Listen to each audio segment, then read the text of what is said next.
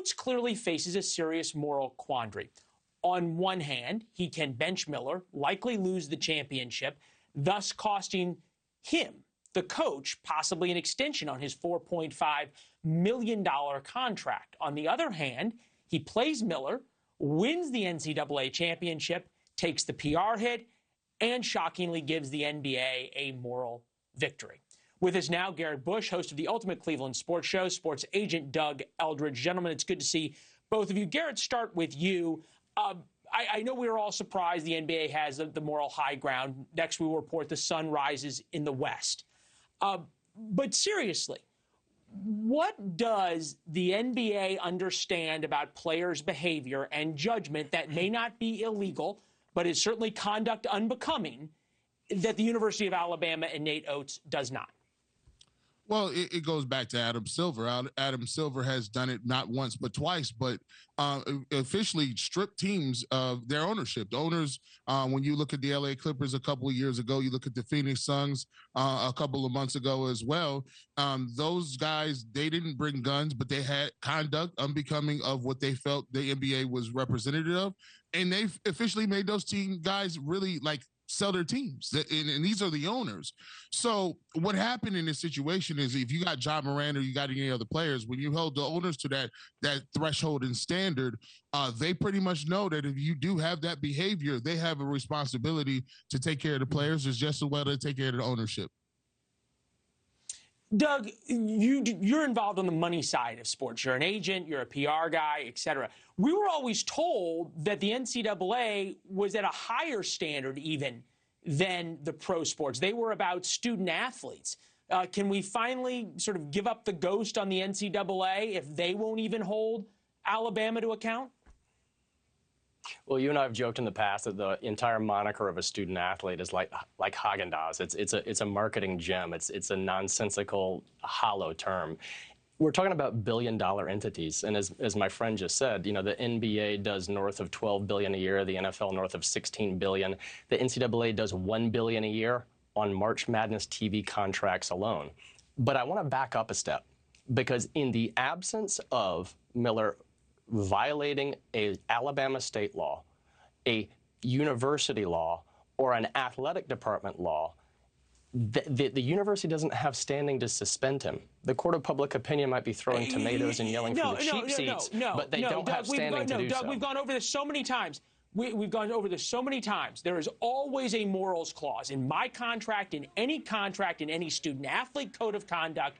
You participate in activity which is detrimental to the image of the school, they can suspend you. Playing for the University of Alabama is not a right. It is a privilege. Of course. So, but to your point, go back to the Ja Morant example. He's worth nearly $250 million.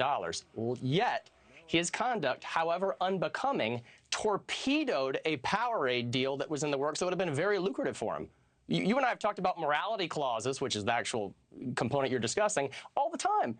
It's the ability for any action that reflects negatively on the institution or the brand or whomever. It gives them the leeway, the much-needed levity to terminate the relationship because it reflects poorly on them. But what I'm saying, and I'll die on this hill, is that in the absence of him violating a law or a university regulation or an athletic department code of conduct stipulation, they don't have the high ground to suspend him. I'm not saying it's the right decision. I'm saying right now, that's the only decision they're faced with. And as the famous Raiders owner used to say, just win, baby. That's the best thing this program can do right now. Yeah, Put your head down, cut out the theatrics and the nonsense, and just win. Well, that's the other side of it. Go ahead, Garrett. I will say that the coach does have some availability to suspend him. There's a thing called coach's decision, right?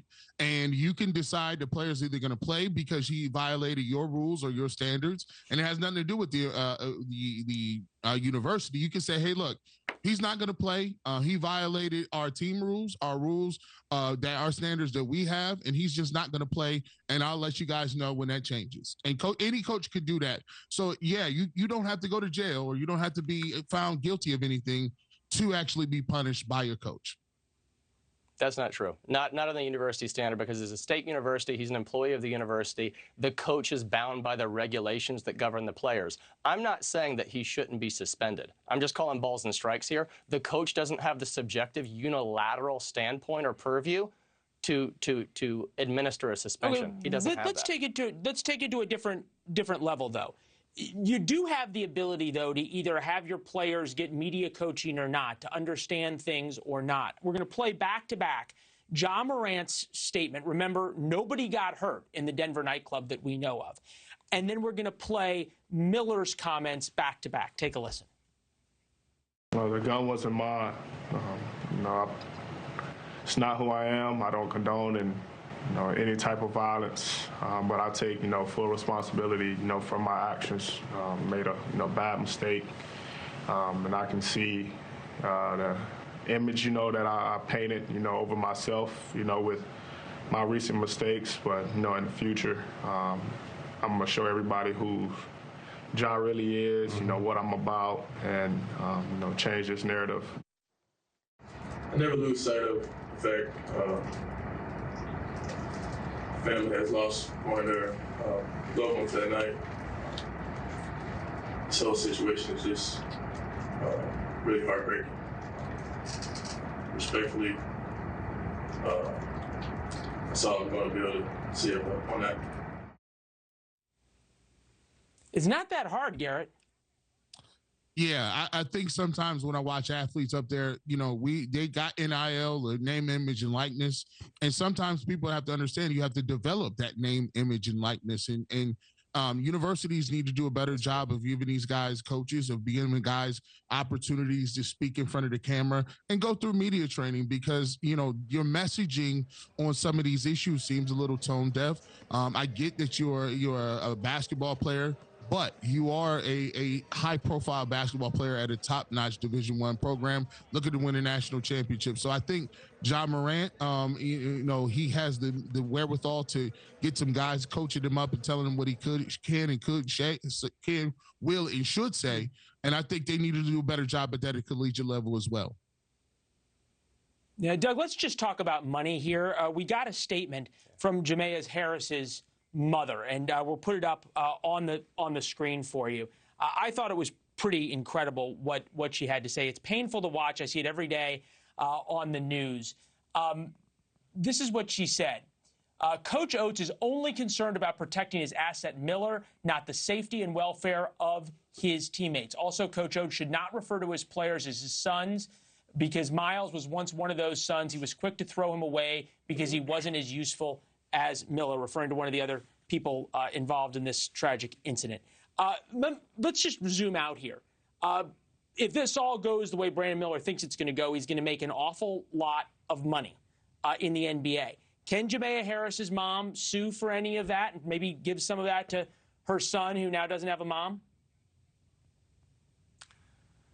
Wow, what a question to try and unpack. I mean, it's the worst possible scenario, right? A mother of a daughter, a mother then of a 5-year-old little boy. I mean, the train and trilogy of loss is indescribable, and it's hard to put a dollar sign on it. Of course, anybody can bring a claim in a civil court, of course, and that's, I'm sure she'll explore every avenue that she has moving forward. But whether it's Ja or whether it's collegiate players, every Saint has a past and every Center has a future. And I don't root against these guys. It's important to understand when you stub your toe and skin your knee, as my friend Garrett just pointed out, like, you have to learn the lesson, right? You have to learn the lesson from this moving forward. And I think a critical part of this is the messaging and the media training. Not saying the right thing, but doing the right thing first and amplifying it by saying the right thing, subsequent to that. And the only way people do, look, I got to run, but the only way people do the right thing is when they know that if they don't do the right thing, there are serious consequences to it. Doug, Garrett, it's great to talk to both of you.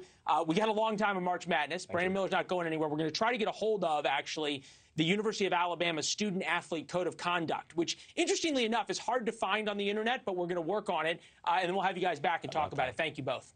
Thank you. Thanks, guys.